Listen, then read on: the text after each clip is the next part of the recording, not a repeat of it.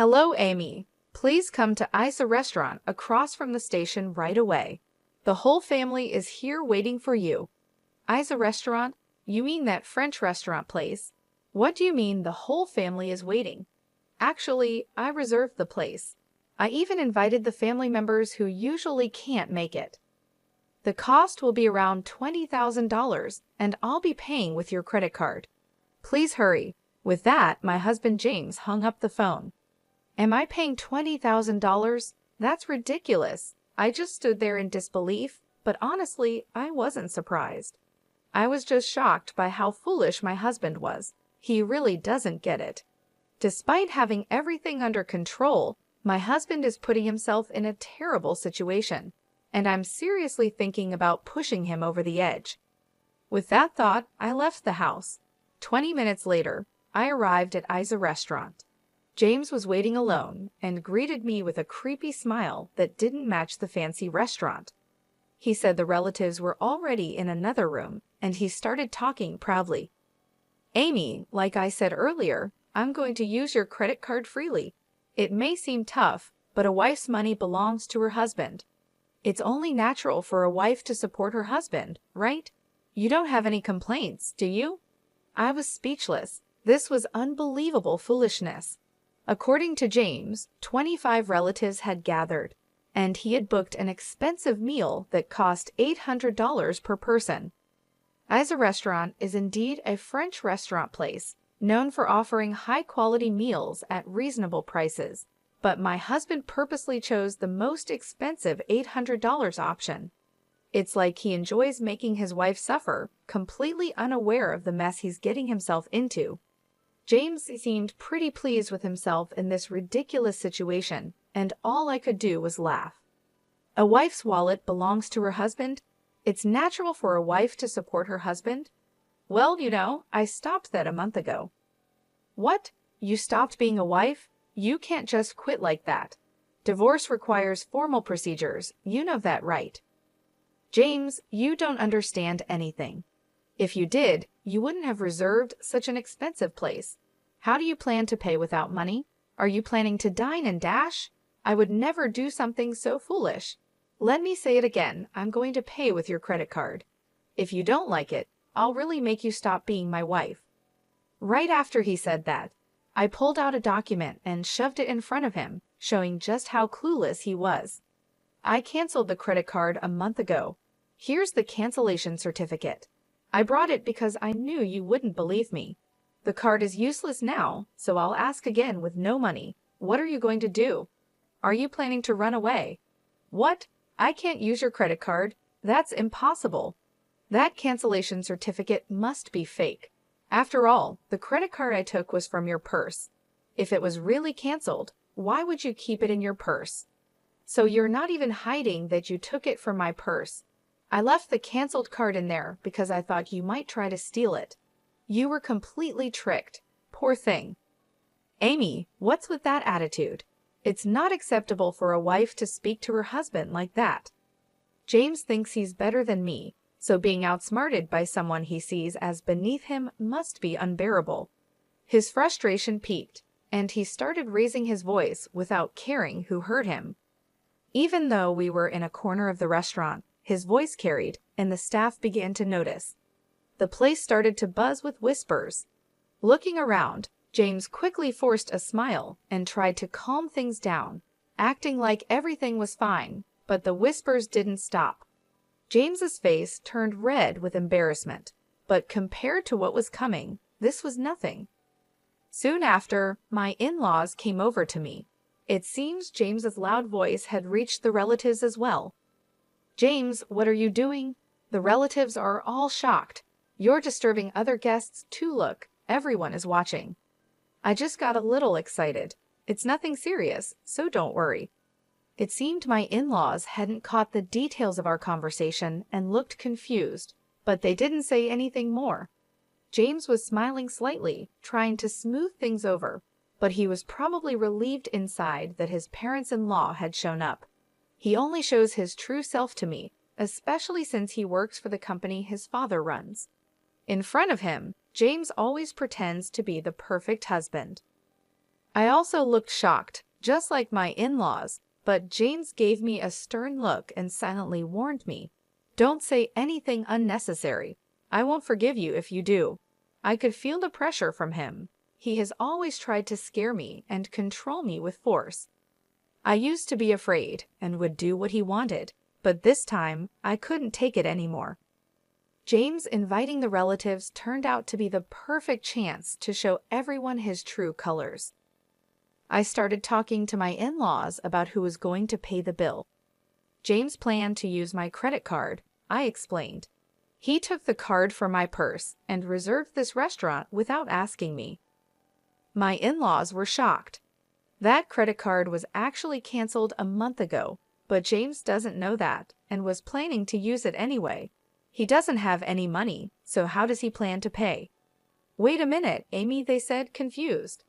"Are you saying James took your card and planned to pay for today's meal with it?" James said he would cover the cost, which is about $20,000. But if what you're saying is true, was he really planning to make you pay $20,000? That's hard to believe. Could this be a misunderstanding? My in-laws were clearly upset, which is the usual reaction. Even though it sounds unbelievable, it's the truth. Trying to hide what was really happening, James started talking in a cheerful tone with a forced smile. "Amy is mistaken. I plan to treat everyone at my own expense. I'll settle the bill, so don't worry." With those words, James walked over to the cashier to pay, throwing a creepy smile my way. It was obvious he didn't believe that I had really canceled the credit card, even after I showed him the cancellation certificate. After a while, James returned with a smile, and my in-laws seemed relieved that the payment had been taken care of. But I could sense James's tension. He must have been panicking inside, realizing that things were going wrong because the credit card didn't work. That was no surprise, since I had definitely canceled it. The only option left for him was to pay the $20,000 himself, but he couldn't do that. I also knew what he was hiding in that moment. I gave him a cold stare and said, "Tell the truth before things get worse." My words made him nervous, and his face changed. After thinking for a moment, he finally admitted the truth. "Sorry, Dad, Mom, I really couldn't make the payment. Amy's credit card was actually canceled." "Is that true? Were you planning to use Amy's card to pay?" his parents asked. "It's a misunderstanding," he tried to explain. "It's true I intended to pay today's expenses with Amy's credit card, and I had discussed this with her. I was just shocked to find out the card was already canceled. I apologize, but I'll have to ask for help to cover this myself. I promise I'll repay you." He was mixing lies with the truth, trying to find a way out of the situation with surprising boldness. Then he leaned over and whispered to me, "Why did you cancel the credit card? Are you trying to embarrass me?" "Why? It's simple. I didn't want you to use it without my permission," I replied firmly. "The real issue isn't the embarrassment. It's the fact that you were using the card without my consent." He looked at me, surprised by my bold response, and quickly said, "Be quiet. Don't talk about this here. Keeping a canceled card in your purse just causes confusion." But it seemed my in-laws had overheard our conversation, and they turned to James with a stern look. "James, what are you doing? You tried to use Amy's card. Taking it from her purse without permission is unacceptable." "Oh, well, there were reasons," James stammered, struggling to find the right words when his father pressed him. Sensing the opportunity, I decided to explain everything in detail, wanting to reveal his true nature to his parents. For the past year, James has barely been home. At first, I thought it was because he was busy with work since your company is quite large, father-in-law. But then, James started going out even on holidays and missing important dates like my birthday and our anniversary. On top of that, he began paying more attention to his appearance and started using my credit card without my permission. My in-laws exchanged worried looks, clearly sensing something was very wrong. I asked James if we could spend more time together as a couple and if he could stop using the credit card without asking me first. But he argued that it's natural for a wife to support her husband and didn't listen. Worse, he even threatened me with divorce and showed me a divorce form he had already signed. Divorce? My father-in-law exclaimed in surprise. Have you been making Amy suffer this much? My mother-in-law asked, raising her voice. My father-in-law stared sternly at his son, realizing that his belief in James being an ideal husband was shattered. There was still hope that James would admit his mistakes, but instead, he tried to defend himself. No, that's not it. What Amy is saying isn't true. I need to look after my appearance because I'm preparing to take over as president. The meetings I attend on weekends are networking events and seminars, all part of my job. What's wrong with using joint funds for work-related expenses? If I stop earning, my wife would suffer too, James said, trying desperately to justify his actions. My in-laws stayed quiet, perhaps finding some logic in James' explanation and hesitating to criticize him. However, I knew the truth and his excuses didn't matter. Oh, really? Can you still say it's part of your job after seeing this? I said, deciding to show more evidence to my in-laws. From my handbag, I pulled out a document that listed dates, store names, and amounts spent. What is this? They asked. This is a credit card statement. As you can see, it shows purchases of luxury items for women. Why would you buy things like that? I asked, holding up the document. James quickly tried to grab it from me, but I moved his hand away and looked at him, demanding answers. Why did you buy luxury items for women with my credit card? Cosmetics and jewelry aren't needed for your job, are they? Can you explain this? Those were gifts for the women at work for their birthdays. It's important to be liked by women in business, you know. The expense was necessary, James said, sounding unsure. His explanation was confusing, but considering his position at work, there might have been some truth to it.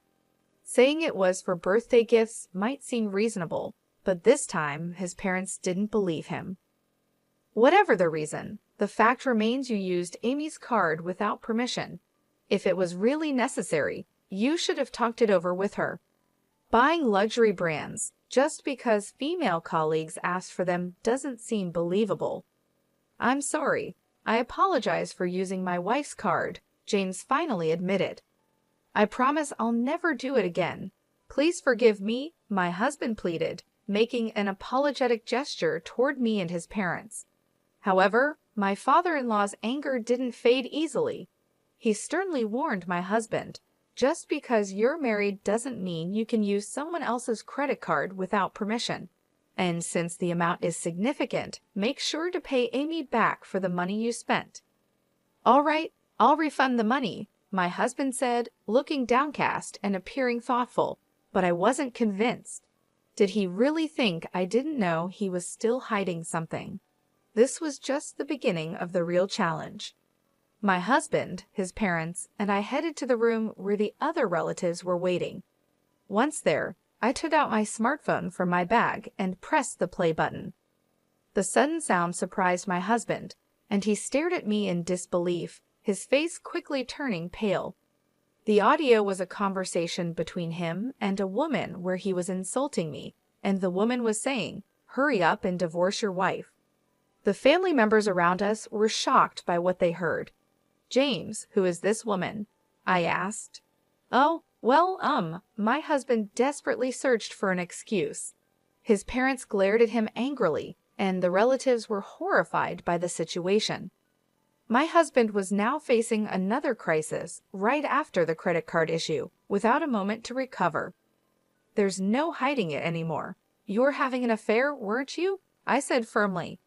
My husband started sweating and quickly shouted, "That's not true. I'm not having an affair. It was wrong of me to speak badly about you, but she's just a friend, and we were just hanging out.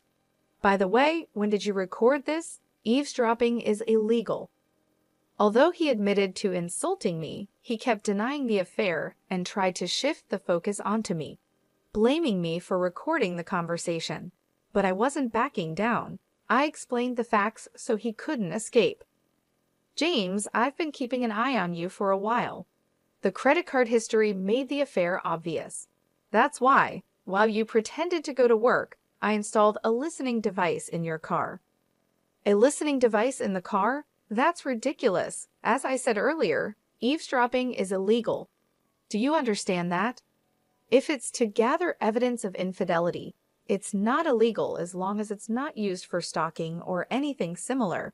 I responded firmly, showing that I wasn't going to back down. I was ready to do whatever it took to uncover the truth, focusing on my own well-being and finding justice in our troubled relationship.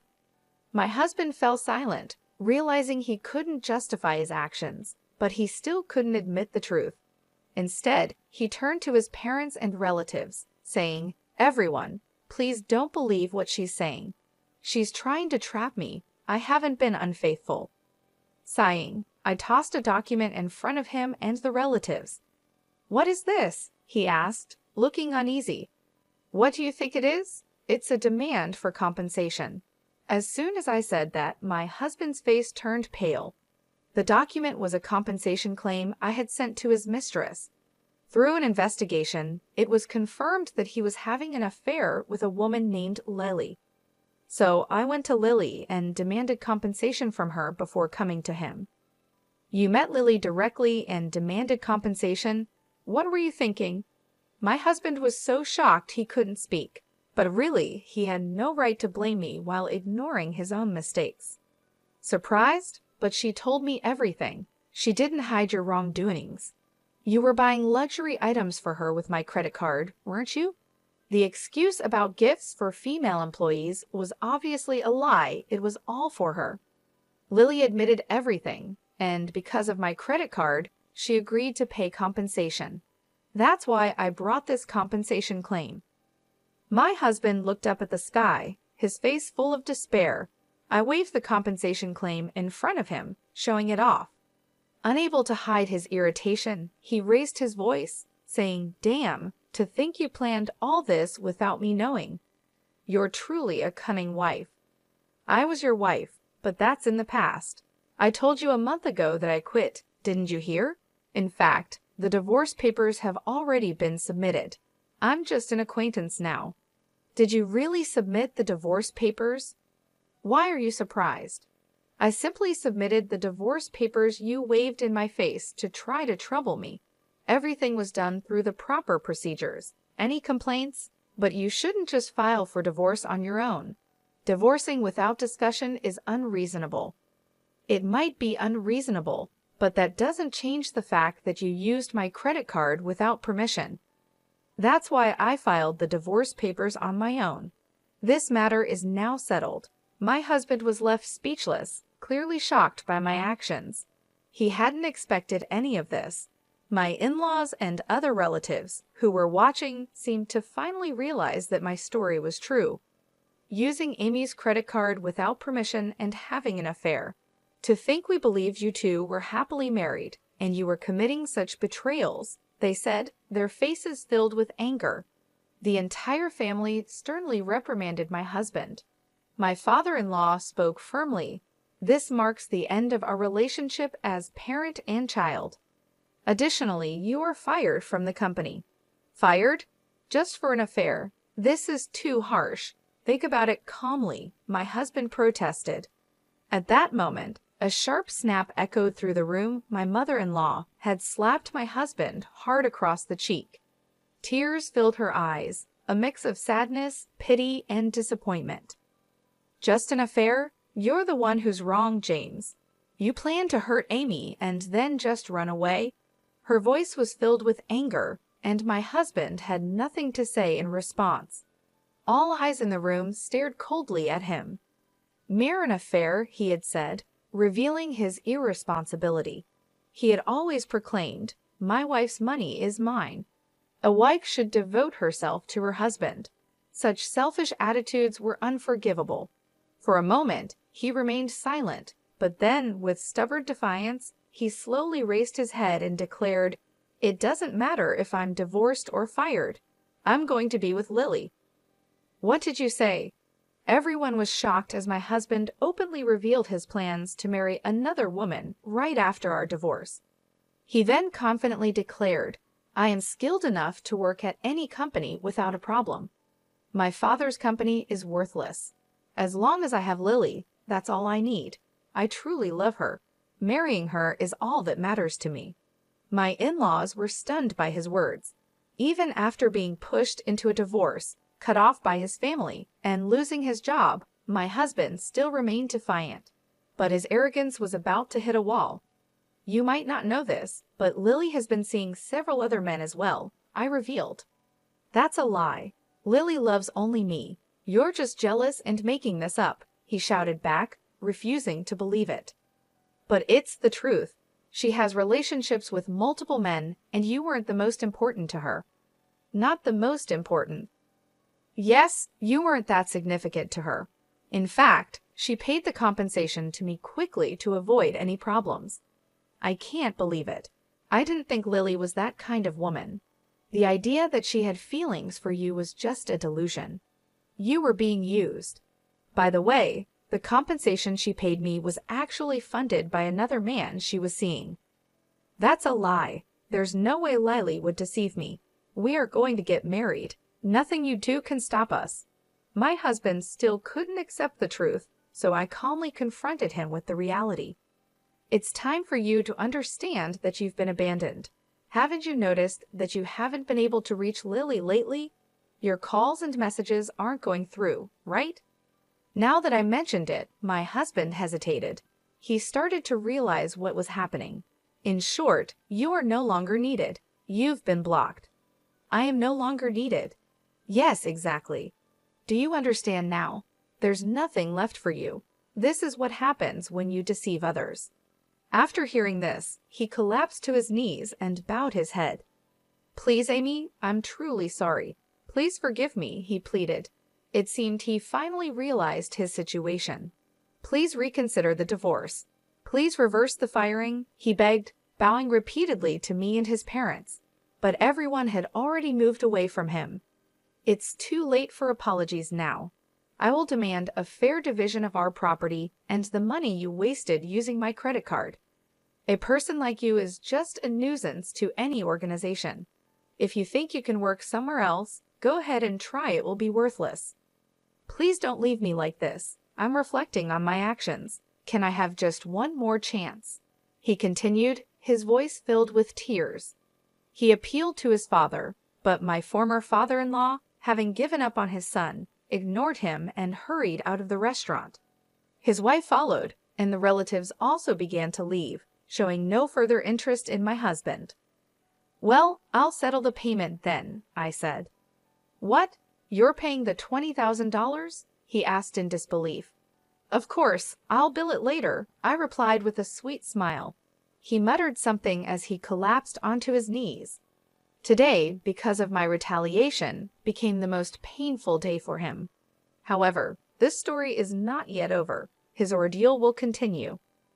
After the incident, I returned to my parents' house, but for the past few days, I've been receiving numerous missed calls, all of them from my ex-husband, James. The phone is still ringing nonstop, and I know exactly why. I have been ignoring his calls on purpose, but this time, I decided to answer to deliver the final blow. "Amy, you finally answered. Please help me. I'm really in trouble," James pleaded. "It sounds like a tough situation. What happened? Are you trying to escape debt collectors?" I asked calmly. "What? How did you know that? Did someone tell you?" he replied, shocked. "No, I found out on my own." "James, you've racked up a lot of debt, haven't you? Not only were you giving money to your mistress, but I also heard you've been paying your coworkers to do your job. Despite their refusals, you forced them by using your position as the boss's son. You used underhanded tactics to keep up appearances at the company, enjoying affairs in your free time, and took on debt just to live how you wanted. Such foolish actions." On the day the family gathered at the fancy restaurant, when it was discovered that the credit card had been canceled, James had no choice but to pay the $20,000 himself. But I knew he couldn't do it. I had already found out about his significant debt. James, this is all the result of your own actions. But you're capable, aren't you? Leaving your father's company shouldn't be a problem, right? Well, the truth is, I haven't found another job yet.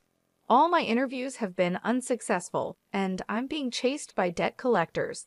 It's wearing me down mentally, he confessed. That's exactly what I expected from someone who pushed their work onto others to make themselves look good. Even if you find another job, it won't last. Don't you get that? My words hit him hard, and he couldn't respond. Unless he reflects on his actions and changes his ways, he'll keep making the same mistakes over and over. If things continue like this, he'll only face more misery, even without my intervention. Amy, I truly regret everything.